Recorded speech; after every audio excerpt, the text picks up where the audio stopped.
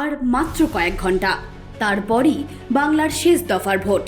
ইতিমধ্যেই বিভিন্ন জায়গায় উঠে আসছে অশান্তির ছবি, কিন্তু সেই অশান্তিকে পেরিয়ে কোন পথে এগোচ্ছে বাংলা? শেষ দফার ভোটের পর 4 তারিখে কি হতে চলেছে বাংলায়? ফের রাজত্ব পাবে ঘাসফুল শিবির, নাকি এবার শুরু হবে ভাঙার খেলা? এই বিষয়ে বিস্তারিত আলোচনা করতে আমরা কথা বলে নিয়েছিলাম ইন্ডিয়ান স্ট্যাটিস্টিক্যাল ইনস্টিটিউট কলকাতার প্রফেসর তথা রাজনৈতিক বিশ্লেষক ডক্টর শুভময় মৈত্রর সঙ্গে। তার সঙ্গে সম্পূর্ণ কথোপকথন শোনাবো। হ্যাঁ, সবার আগে যেটা জানতে চাইবো, প্রথম দফার ভোট হয়ে গেছে, রাত পোহালেই শেষ দফা। এবারের ভোটের মেন ইস্যুগুলো কি বলে আপনার মনে হচ্ছে, বা ঠিক কিরকম ভাবে ভোট এগোচ্ছে, বা আগামী দিনে বাংলা কোন দিকে এগোচ্ছে বলে আপনার মনে হয়? মানে একটা রাজ্যের এবং এই আজকের যে শতাব্দীতে আমরা এসে পৌঁছেছি সেই জায়গায় আলোচিত হচ্ছে একটা রাজ্যে বা একটা দেশে বা পৃথিবীতে রাজনীতির যে অবস্থা, যে কি নিয়ে ভোট হচ্ছে। তা আমাদের রাজ্যে কি নিয়ে ভোট হচ্ছে এটা খুব ভালোভাবেই জানা আছে মানুষের। আমাদের রাজ্যে ধর্ম সংক্রান্ত বিষয় নিয়ে ভোট হচ্ছে, অনুপ্রবেশ নিয়ে ভোট হচ্ছে, মানুষের নাম ভোটের খাতায় থাকবে কিনা সেই নিয়ে ভোট হচ্ছে। কিন্তু সাধারণভাবে এবং সারা পৃথিবীতেই এই অবস্থা। আসলে রাজনৈতিক নেতা নেত্রীরা যখন আগেকার দিনের মতন না হন আর কি, যাদের একটা দূরদৃষ্টি থাকে, তখন এই ধরনের ঘটনা ঘটে। যুদ্ধ বিগ্রহের পরিস্থিতি দ্বিতীয় বিশ্বযুদ্ধের সময়ও এরমই তো হয়েছিল। তারপর পৃথিবীটা কিছুদিন ঠান্ডা ছিল, এখন আবার একই অবস্থা। ফলে মানুষের চাকরি, শিক্ষা, স্বার্থ এগুলো নিয়ে ভোট হচ্ছে না আর কি। ফলে সাধারণভাবেই একটা প্রশ্ন উঠছে কি নিয়ে ভোট হচ্ছে, এবং সেখানে বলা হচ্ছে মানুষের উন্নয়নের কোনো বিষয় নিয়ে ভোট হচ্ছে না, এবং ভোট হচ্ছে একেবারেই বিভিন্ন ভাষ্য নিয়ে, যার ইংরেজি হচ্ছে ন্যারেটিভ। সেই এমন কিছু ভাষ্য নিয়ে যে ভাষ্যগুলো মানুষের আগামী দিনে যে এগিয়ে যাওয়া তার বিষয়ে একেবারেই সাহায্য করে না। অর্থাৎ এমন বিষয় নিয়ে ভোট হচ্ছে যেগুলো মানুষের দৈনন্দিন ডাল ভাত মাছ মাংস, পশ্চিমবঙ্গের ক্ষেত্রে আমিষটা আছে, আমরা পশ্চিমবঙ্গের বাইরে অনেক জায়গায় নিরামিষ। তা সেই জায়গায় আমাদের রাজনীতির মূল প্রশ্নগুলো এবারের নির্বাচনে একেবারেই উঠে আসেনি, এবং সম্ভবত এর আগের নির্বাচনগুলোতে কিছুটা হলেও উঠেছিল। বিশেষ করে সিপিএম কংগ্রেসের যে একটা সময় লড়াই ছিল, যে লড়াইটা খুব বেশি ভালো সেটা বলা যাবে না, তাদের মধ্যেও প্রচুর গোলমাল ছিল, যে কোনো রাজনৈতিক দলেই থাকে। কিন্তু বিশেষভাবে বিজেপি এবং তৃণমূলের মধ্যে লড়াইটা আসার পর থেকে পশ্চিমবঙ্গের রাজনীতি আরো গুলিয়ে গেছে, এবং সেখানে কোনো রকম সঠিক একটা আগামী দিনে একটা রাজ্য কিভাবে এগোবে, শিক্ষায়, স্বাস্থ্যে, বাড়ির মাথায় ছাদ, ভালো রাস্তা, শিল্প কি করে আসবে, এই আলোচনাগুলোর থেকে একেবারে আমরা বিচ্ছিন্ন হয়ে পড়েছি। এবং মূলত একটা পরিচয় সত্তার রাজনীতি, একটা বিভেদের রাজনীতি, এটাই আমাদের রাজ্যটাকে এখন চালিয়ে নিয়ে যাচ্ছে। বা আপনি যেরকমটা বললেন যে খাদ্যাভ্যাস, ভাষা, এই সমস্ত কিছুকে সামনে রেখে বিভিন্ন রকম তরজা চলছে দুই পক্ষ বা বিভিন্ন পক্ষের মধ্যে। তো এই সমস্ত আহ, মানে কি বলবো, বিভেদ এই সমস্ত কিছুর মাঝখানেও যে দলগুলি প্রচার করছে ভোটের জন্য, সেই প্রচার করা দলগুলির মধ্যে আপনি প্রচারের দিক থেকে কোন দলকে এগিয়ে রাখবেন? না, এখানে তো কোনো এগিয়ে রাখার ব্যবসা নেই, মানে এখানে কোনো এগিয়ে রাখার বিষয় নেই। রাজনৈতিক দল তার মতন করে প্রচার করবেন, এবং আমার পক্ষে তো সব জায়গায় গিয়ে দেখা সম্ভব হচ্ছে না, বলে তথ্য নেই। তথ্য ছাড়া রাজনীতি আলোচনাটা পশ্চিমবঙ্গের একটা সাধারণ বিষয় হয়ে দাঁড়িয়েছে, যেখানে সঠিকভাবে তথ্য সংগ্রহ না করে বিভিন্ন জায়গা থেকে লোকজন তাদের যে ভাষ্য সেটাকেই তথ্য বলে প্রচার করছেন। ফলে এই মুহূর্তে আমার কাছে কোনো তথ্য নেই যে প্রচারে কারা এগিয়ে। তবে খুব স্বাভাবিকভাবেই বিজেপি এবং তৃণমূল দুটি শাসক দল, একজন কেন্দ্রের একজন রাজ্যের, এবং তাদের কাছে সরকারি নথি অনুযায়ী ইলেকটোরাল বন্ডের প্রচুর টাকা আছে। কংগ্রেসের কাছেও প্রচুর টাকা আছে, তারা পশ্চিমবঙ্গে কতটা খরচ করছে জানা নেই। আর বামপন্থীরা ইলেকটোরাল বন্ডের টাকা নেননি। ফলে সেই হিসেবে কে বেশি অর্থ ব্যয় করছেন সে তার সঙ্গে যদি তুলনা করেন, তাহলে খুব স্বাভাবিকভাবেই সেই প্রচারের নিরিখে বিজেপি এবং তৃণমূল তাদের প্রচারই বেশি হওয়ার কথা পশ্চিমবঙ্গে। তবে একই সঙ্গে যা খবর আসছে, মুর্শিদাবাদ বা এই সমস্ত অঞ্চলে বা পশ্চিমবঙ্গের কিছু কিছু অঞ্চলে কংগ্রেস, সিপিআইএম এবং আইএসএফ এর একটা তীব্র প্রচার আছে, এরকম কথা সমাজ মাধ্যমে আমরা দেখতে পাচ্ছি। আচ্ছা, বেশ। কিছুদিন আগে, মানে আমি যদি খুব স্পেসিফাই করে বলি, 2 দিন আগে মতো মুখ্যমন্ত্রীকে বলতে শোনা গেছে যে তৃণমূলকে ডাবল সেঞ্চুরি করতেই হবে, নইলে বিজেপি বিধায়ক কিনবে। এই বিষয়টাতে কি বলবেন? আপনার কি মনে হয়? এই যে একদল থেকে অন্য দলে মানুষ যাওয়া, এই বিষয়টা পশ্চিমবঙ্গে খুবই কম ছিল বামফ্রন্ট রাজত্বে। বামফ্রন্ট রাজত্বের অনেক কিছু লোকশ্রুতি আছে, কিন্তু বামফ্রন্ট রাজত্বে যারা বিরোধী দলের হয়ে ভোটে জিততেন তাদেরকে বামফ্রন্টে নেওয়া বা সিপিআইএম এ নেওয়া এই ধরনের বিষয় ছিল না।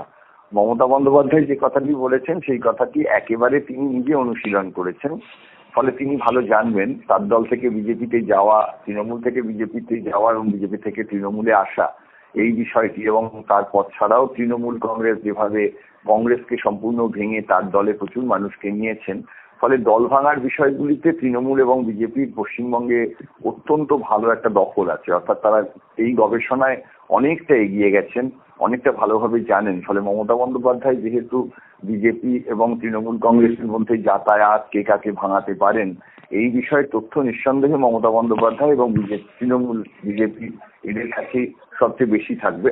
সুতরাং নির্বাচনের পর মানুষ কাকে ভোট দিলেন তার উপর হয়তো সরকার নির্ভর করবে না যদি মমতা বন্দ্যোপাধ্যায় এটা বলেই থাকেন। অর্থাৎ হয়তো কেউ জিতলেন বিজেপি, তিনি তৃণমূলে চলে গেলেন, এবং কেউ জিতলেন তৃণমূলে, তিনি বিজেপিতে চলে গেলেন। এবং এটা নিয়ে আমরা মুকুল রায়ের একটা অসাধারণ বাক্য একসময় শুনেওছি, যাহাই তৃণমূল তাহাই বিজেপি, বা উল্টোটা। ফলে এই ধরনের বিষয়গুলি আমার মনে হয় তৃণমূল এবং বিজেপির যে প্রতিটি রাজনৈতিক দলের সঙ্গেই প্রতিটি রাজনৈতিক দলের যোগাযোগ থাকে। যেমন যখন কংগ্রেস কেন্দ্রে ছিল আমরা বলতাম তারা বামফ্রন্টকে সরাতে চায় না, একই রকম ভাবে একটা সেটিং তত্ত্ব আজকের দিনে ওঠে যে বিজেপি তৃণমূলকে সরাতে চায় না। ফলে সরাবে কি না সরাবে এই বিষয়টা আমার মনে হয় তৃণমূল এবং বিজেপির নেতৃত্বই খুব ভালো জানবেন। এবং মমতা বন্দ্যোপাধ্যায় রাজ্যের মুখ্যমন্ত্রী হিসেবে যখন বলেছেন, নিশ্চয়ই অত্যন্ত দায়িত্ব নিয়েই বলেছেন। উনি জেনারেলি তো জনসভায় খুব দায়িত্ব নিয়েই কথা বলেন। সুতরাং তিনি নিশ্চয়ই জানেন যে বিজেপি কজনকে নিতে চাইছে, কাকে কাকে। এবং এই ধরনের কিছু খবর তো দক্ষিণ কলকাতার ক্ষেত্রে সামনেও এসেছে যে অনেকের সঙ্গে অনেকের মিটিং হচ্ছে। ফলে সেই বিষয়টা আমরা যারা বাইরের থেকে বিশ্লেষণ করি তাদের পক্ষে খুব ভালোভাবে জানা শক্ত। আমার মনে হয় এই বিষয়ে তৃণমূল এবং বিজেপির যারা নেতৃত্ব তারাই ভালো বলতে পারবেন। আচ্ছা, বেশ। আপনি যেরকমটা বললেন যে বিজেপি আদৌ বাংলা নিতে চায় কিনা বা তৃণমূলকে সরাতে চায় কিনা সেটা জানা নেই, হয়তো সরাতে চায় না। তাহলে মোদি, অমিত শাহ এই যে গতকাল পর্যন্ত ওয়েস্ট বেঙ্গলে থাকা এবং প্রচার করা, এই সমস্ত কিছু কি আলটিমেটলি বিফলে যেতে চলেছে? না, সরাতে চান কি চান না এই বিষয়টা তো রাজনীতির অসরলরৈখিকতা তার উপর নির্ভর করে। এখানে তো একটি ব্যক্তি মানুষ হিসেবে রাজনীতি হয় না, একটি ব্যক্তি মানুষ, একটি দল, বিভিন্ন দলের মধ্যে সম্পর্ক, যেভাবে সমাজ সংসার চলে। অর্থাৎ একটি সংসারের মধ্যে বিভিন্ন মানুষের একের অপরের সঙ্গে দ্বন্দ্ব থাকে, আবার মানুষগুলি সংসারে এক হয়ে যান। তৃণমূল কংগ্রেসের মধ্যে, সিপিএম এর মধ্যে, বিজেপির মধ্যে, কংগ্রেসের মধ্যে, প্রতিটি দলের মধ্যেও অন্তর্দ্বন্দ্ব আছে। ফলে এই যে বিভিন্ন দলের সঙ্গে বিভিন্ন দলের সম্পর্ক, সেই বিষয়গুলির যে বিশ্লেষণ, এগুলি সবসময় নির্বাচনের আগে বা নির্বাচনের পরে করা যায় না, কারণ এগুলি ধারাবাহিক, সময়ের সঙ্গে সঙ্গে পরিবর্তিত হয়। ফলে সেই জায়গায় দাঁড়িয়ে যে পরিশ্রমটি করেছেন, বিশেষ করে বিজেপির যেটা প্রশংসা করতে হয়, বিশেষ করে তাদের যে একেবারে শীর্ষ নেতা অমিত শাহ বা নরেন্দ্র মোদী, তারা যে ধরনের পরিশ্রম এখানে করছেন, এই ধরনের পরিশ্রম তারা অন্য রাজ্যেও করেন। গতবার লোকসভা নির্বাচনের আগে তামিলনাড়ুতে তো সেভাবে বিজেপি বেশি আসন পায়নি, কিন্তু যেভাবে নরেন্দ্র মোদী গেছেন সেখানে প্রচার করেছেন। এই আদর্শগত ভিত্তির জায়গাটা অবশ্যই ভীষণভাবে আছে বিজেপির, এবং সেই জায়গায় তারা তাদের মতন করে প্রচন্ড পরিশ্রম করেছেন। ফলে তার ফলে নিঃসন্দেহে একটা তাদের ফলাফল যা হওয়ার কথা ছিল তার থেকে তো ভালো হওয়াই উচিত, কারণ মানুষ পরিশ্রম করছে। যে মানুষটি পরীক্ষার আগে বহুদিন পড়াশোনা করে পরীক্ষা দিচ্ছে আর যে পরীক্ষার আগে পড়াশোনা না করে দিচ্ছে, তাদের মধ্যে পার্থক্য থাকবেই। ফলে বিজেপি তার নীতি কেউ পছন্দ করছেন বা করছেন না সেটা তাদের বিষয়, কিন্তু একই সঙ্গে বিজেপি এবং তৃণমূল কংগ্রেসের নেত্রী মমতা বন্দ্যোপাধ্যায় বা তাদের সেনাপতি অভিষেক বন্দ্যোপাধ্যায়, সিপিআইএম এরও প্রচুর নেতা, কংগ্রেসের প্রচুর নেতা, আইএসএফ এর প্রচুর নেতা, তারা যেভাবে চেষ্টা করছেন, গণতন্ত্রের এটাই তো ভালো দিক যে নিজের দলকে জেতানোর জন্য সংবিধানের আলোচনার মধ্যে থেকে সুষ্ঠুভাবে গণতান্ত্রিক প্রচার করবেন। তা যতক্ষণ তাদের প্রচারগুলি গণতান্ত্রিকতার মধ্যে থাকছে, নিঃসন্দেহে তারা ভারতবর্ষের গণতন্ত্রে কন্ট্রিবিউট করছেন। ভোট তো গণতন্ত্রের একটা অংশ, সবটুকু নয়, একটা অংশ। ফলে তারা তাদের মতন প্রচার করছেন, এবং আমার ব্যক্তিগতভাবে মনে হয় তারা লড়াইতে থাকার জন্যই প্রচার করছেন। বেশ, আমার শেষ প্রশ্ন, আপনার মনে হওয়া কার কার খাটনি আলটিমেটলি গিয়ে লাভ পাবে? দেখুন, আগামীকাল ভূমিকম্প হবে কিনা বা আগামীকাল আপনি একটা ফোন করলে আমার ফোনটা এনগেজ থাকবে কিনা সেটা যেরকম জানা যায় না। এটাও বিজ্ঞান ভিত্তিক। অনেক মানুষকে আপনি পাবেন, রাজনৈতিক দলকে পাবেন, যাদের জিজ্ঞেস করলে আপনি এর উত্তর পাবেন। আমার কাছে এর কোনো উত্তর নেই। আমাদের 4 তারিখ নির্বাচন ফলাফল বেরোক, আমরা তখনই বুঝতে পারবো। এবং এই মুহূর্তে অবশ্যই বিভিন্ন মানুষ বিভিন্ন ভাষ্য, বিভিন্ন তথ্যের রেসপেক্টে আলোচনা করবেন। আপনারা যেটা করতে পারেন, 294টি আসনের গত কয়েকটি নির্বাচনের ডেটা একটা এক্সেল ফাইলে ফেলে তৈরি করুন, এবং তৈরি করার পর আমরা আপনাদের মেথোডোলজি বলতে পারি যে কিভাবে আপনারা আলোচনা করতে পারেন। তথ্য ছাড়া সাধারণভাবে ভাষ্য নিয়ে আলোচনা না করাটাই সমীচীন। সর্বোপরি বাঙালির খাদ্যাভ্যাস, ভাষা এবং বিধায়ক কেনাবেচা, এই সমস্ত ইস্যুকে সামনে রেখে বাংলায় আসল জয়ের হাসি কে হাসে সেটাই দেখার। অঙ্কিতা পালের রিপোর্ট, হেডলাইন্স কলকাতা। আনন্দ আর ভালোবাসার দীপ্তিতে গড়া সমুজ্জ্বল পরমা, ঠিক তোমারই মতো। শ্যাম সুন্দর কোম্পানি জুয়েলার্স, আগরতলা, উদয়পুর, ধর্মনগর, কলকাতা।